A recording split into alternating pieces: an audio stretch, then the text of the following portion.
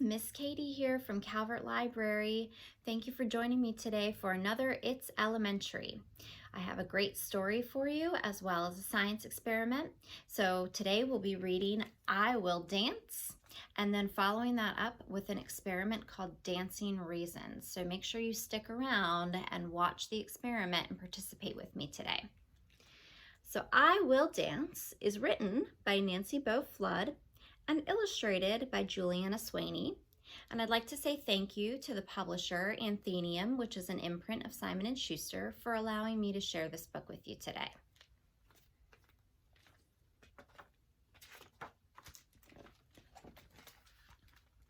On my birthday, can't blow out the candles, not enough strength, but I have one wish, a pink tutu. I want to dance. I could barely breathe when I was born. I was supposed to live 1 minute, maybe 2, not 10 years of minutes. Wow, she's a miracle. I want to dance, but I can hardly move. Only my head, only my arms and fingers.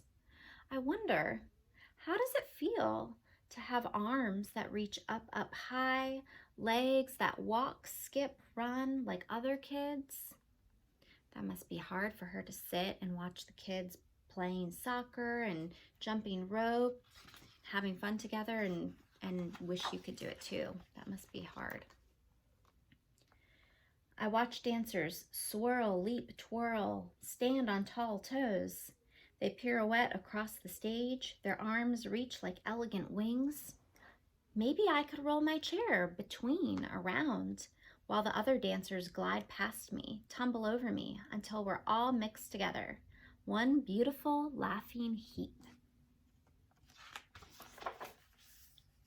Mom says, imagine you're dancing. I don't want to imagine. I want to dance. The teacher says, pretend you're dancing. I don't want to pretend. I want to move. I want to feel the music sway, swing, fly, over and under, together, not alone. I won't give up my dream of dancing. How can I dance, Mom? How? We will find a way. Mom reads in the paper. Audition for young dance. All abilities, all ages, all are welcome. All? I'm not sure. I'm not ready. I'm safe in my steel chair, stationary wheels, a motor, me. What if they stare, whisper, not you, not you. Can't move, can't dance, not her. She's worried, right? But I can't help wondering, how would it feel? I read again, all abilities, all ages. Maybe. I want to try. The sign says dance studio, 2nd floor. I roll into the elevator. Mom pushes the button. Roll out down the hall and then through an open door. I see the beautiful wooden floor, shiny, smooth like a still pond, waiting for all dancers. With canes and crutches, walkers and wheels, bare feet, slippers or calluses, dancers.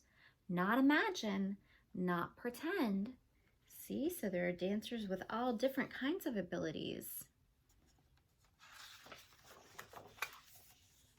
Me? What am I doing here? Turn around, run away.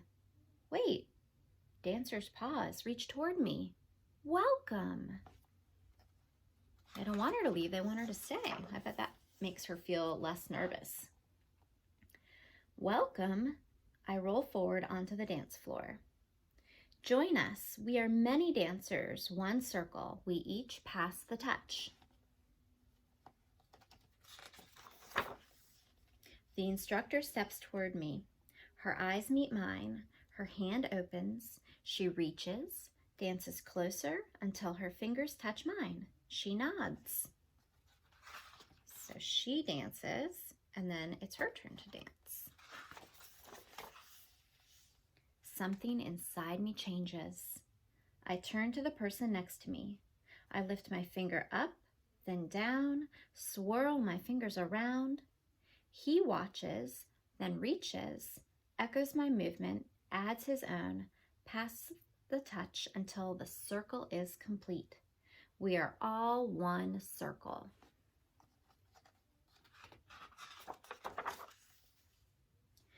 Move to the wall, make 2 lines, our instructor says. Listen to the music, feel the rhythm, count the beats. 1, 2, 3, my turn. Slowly, then faster, each with a partner, we move across the floor. We mirror each other, move together, apart, create space, create shape, create dance. As one, as us, we dance. We invent a new move. Doesn't work. Try again. Try harder, again and again, across the smooth floor. Swoosh, my partner swirls my chair. I power my wheels, circle with the others. We move in together, out together again. We practice, practice, practice. And that's how they'll get better, right? Especially as a group, you have to practice and practice together. Performance night. A belly full of butterflies, a dressing room full of dancers. My turn. I roll up to the mirror, eyeshadow, lipstick, then blush. Now hurry, hurry, line up. Hide in the wings, lights dim, a hush falls. Music begins, swells, I count the beats. Breathe. Heart races, hands sweat. Remember the movements, over and under and around one another. Swirl, glide across the stage, dance. Lights pour over us, pink and gold, circles of light, circles of dancers.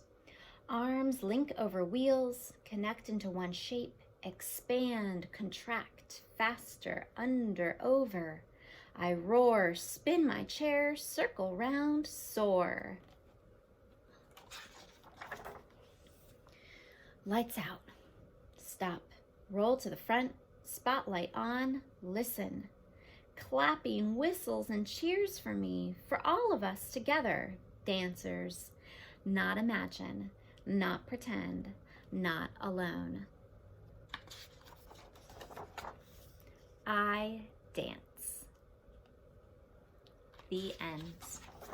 I love that story, and one of the things I really like about this story too is at the back of the book there's an author's note and talks about the inspiration for this story. It was a real little girl named Eva who was in a wheelchair and wanted to dance, and how she lived out her dream.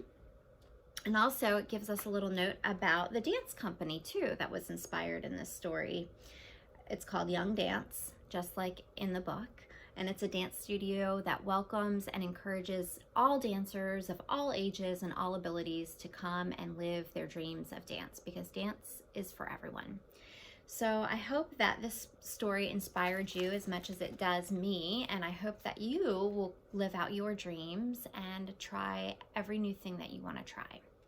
Now, stick around because we're going to do our experiment called Dancing Raisins. So I hope you'll stay with me and have fun with that too. Okay, so now we're ready for our science experiment. What we are going to use again are going to be some raisins. I have actually little craisins here, which are cranberries, but you can use regular raisins. They will both work equally well. I have a teaspoon of baking soda. I'm going to have a teaspoon of vinegar, a spoon to stir it with, and then I have a little towel down just in case I make a little bit of a mess. So you might want to have something like that too. So first thing we're going to do, we've got our water in here. We're going to put our raisins into the water.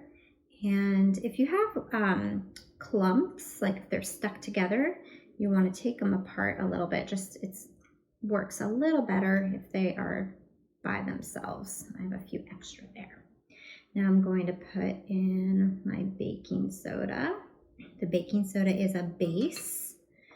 And then I'm going to put my vinegar in, and the vinegar is an acid. And what's going to happen is they're going to have a chemical reaction. They're going to make new chemicals, and then they're also going to decompose into those new chemicals, which means they're going to break down into something new. And I'm going to give it a little stir just to mix the vinegar and the baking soda. And the other thing you can do too is if it doesn't work right away the way you want it to, you can adjust how much baking soda and how much vinegar you put in. So I'm actually going to add a little more vinegar because I want it to work a little more quickly, but I have to be careful that it might overflow. Phew, it didn't. So now my raisins are getting ready to dance. See them dancing? Right? They all started at the bottom, but now they're going up and down. We've got them a lot at the top right now and a lot at the bottom and not very many dancing in between. Oh, there goes one. And here's what's happening. So when the vinegar and the baking soda combined, they formed carbon dioxide. And carbon dioxide is the same thing that's in sodas or a seltzer water. It's those bubbles that you see. Now you don't want to drink this because it would not taste good. But if you look closely, you can see all the bubbles are attaching themselves to the raisins when they're at the bottom. And that's why they float up to the top, because they have all these bubbles on them. It makes them lighter. They float to the top. But then when they get to the top, what happens? The bubbles pop and then they sink back down to the bottom. And that's how we get our dancing raisins. And you can try this with different things too. I have heard that instant rice works very well. It didn't work very well for me. I thought these worked better and looked a little neater. But you can try instant rice. I haven't tried little bits of pasta, but you could try that. You could try, what else? Beans, maybe. Beans might be a little bit too heavy, but you could try it. That's what scientists do. They make a hypothesis or a guess about what will happen when they do an experiment, and they try it out. So I want you to do that too. Make sure you've asked your grown-up and then give it a shot and see what happens. Thank you so much for joining me for It's Elementary. I hope you had a good time with our story and our experiment. And make sure you check out all of our other social media channels through Calvert Library for more fun.